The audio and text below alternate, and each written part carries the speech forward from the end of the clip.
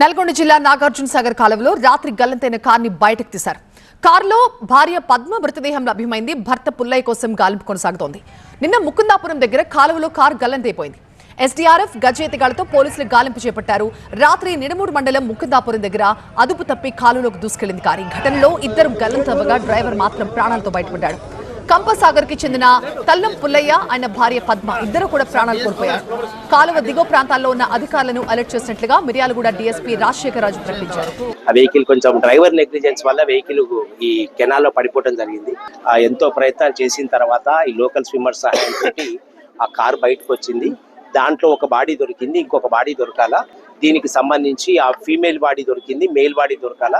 దీనికి సంబంధించి అన్ని కింద ఉన్నటువంటి డౌన్ స్ట్రీమ్ లో ఉన్నటువంటి అన్ని స్టేషన్స్ ను కూడా మా వేములపల్లి, మాడుగులపల్లి, మిర్యాలగూడ రూరల్, పొనుగోడు, తర్వాత నేరేడ్ జిల్లా మన గరిడేపల్లి, పాలేరు వరకు కూడా అందరిని అలర్ట్ చేయడం జరిగింది. రెవెన్యూ అఫీషియల్స్ వాళ్ళ సహకారంతో సూన్ ఇవాళ ఈవినింగ్ వరకు ఇంకొక బాడీ కూడా మేము ఎక్కడ ఉన్నా కూడా ట్రేస్ చేస్తాం.